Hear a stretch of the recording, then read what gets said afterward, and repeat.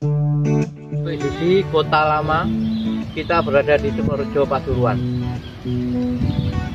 Prasasti Kudadu yang diterjemahkan oleh Jan Lauren Andreas Brandes di Pararaton Ken Arok atau Kitab Raja Tumegadan Majapahit. Prasasti Kudadu bertarik 1216 Caka atau bertepatan dengan 11 September 1294 Masehi. Dengan menggunakan aksara Kawi Majapahit, prasasti ini dibahatkan pada lempeng tembaga Tamra Prasasti yang dikeluarkan oleh Raden Wijaya yang bergelar Kertarajasa Jayawardhana Anantawi Krama Tunggadewa.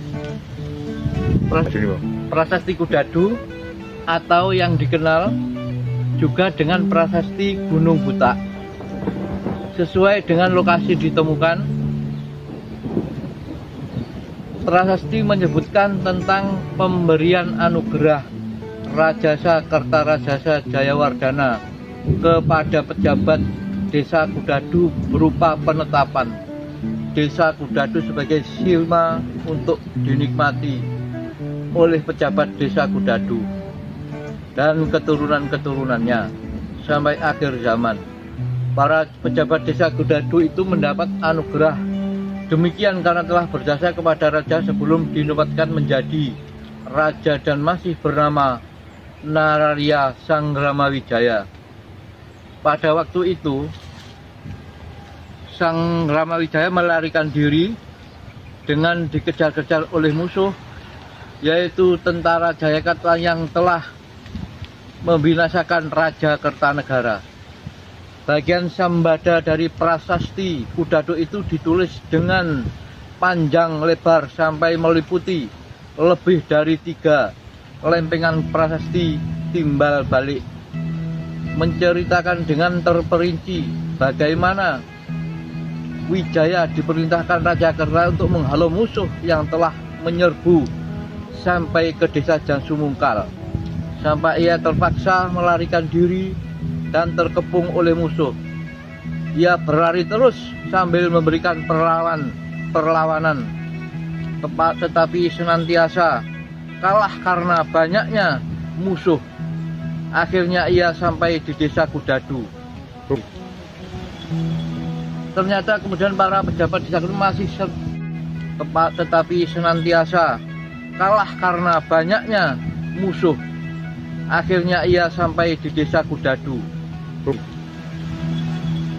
Ternyata kemudian para pejabat desa Kudadu masih setia kepada Raja Kertanegara karena mereka telah memberikan makan, minum, dan tempat persembunyian pada Wijaya dan pengikut-pengikutnya yang terdiri dari Lembusoro, Ranggalawe, Nambi, Dangdi, Banyak Kapuk, Pedang, Mahisa, Pawagar, Pamandan, Gajah Pagon, dan Wirogati. Kemudian para pejabat desa Kudadu itu yang dipimpin oleh kepala desanya yang bernama Macan Kuping mengantarkan Wijaya sampai ke Ramban untuk kemudian berlayar menyeberang ke Pulau Madura. Setelah Wijaya menjadi raja, ia tidak melupakan jasa-jasa para pejabat desa itu, dan karena itu menganugerahkan desa Kudadu sebagai daerah perdikan bagi para pejabat desa Kudadu dengan semua keturunan-keturunannya. Macan Kepala Desa Macan Kuping melakukan upaya besar untuk membantunya mencapai tujuannya, bahkan menemaninya hingga ke wilayah Rembang, dan setelah itu memberitahu Yang Mulia tentang jalan-jalan menuju ke Madura, di mana ia bermaksud untuk berlindung.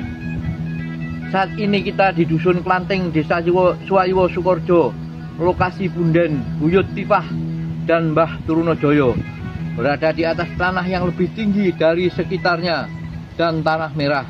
Berbeda dengan dusun di sekitarnya.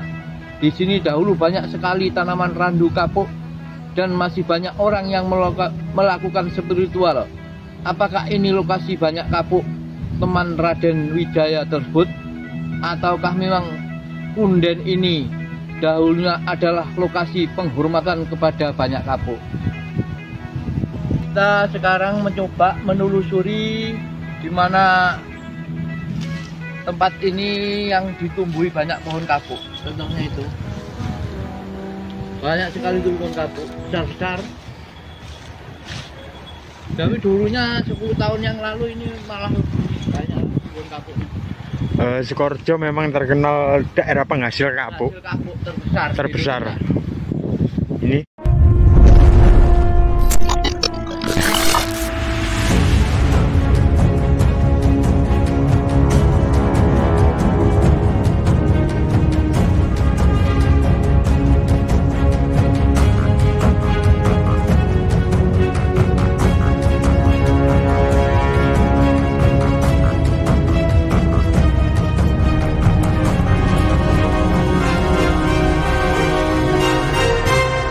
Ini kita nyoba menelusuri.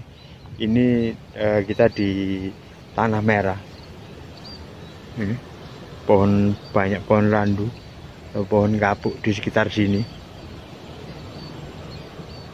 Ini yang di sini ini kita banyak batu-batu andesit. Ini terpotong andesit. Dan di sekitar sana cuma posisinya karena kita tidak bawa sabit, banyak sebaran andesit di sini.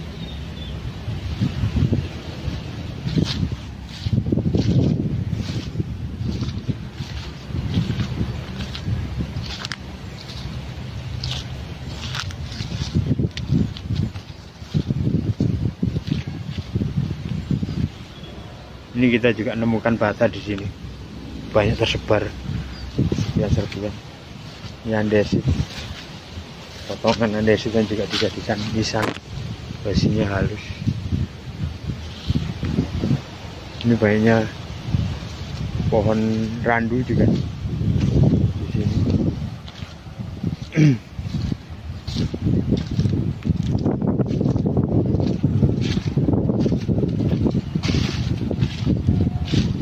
Potongan andesit yang di sini.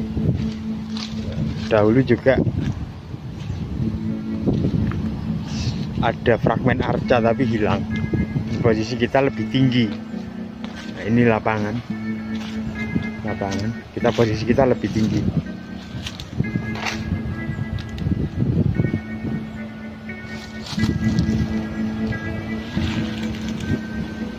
Banyaknya tanaman randu.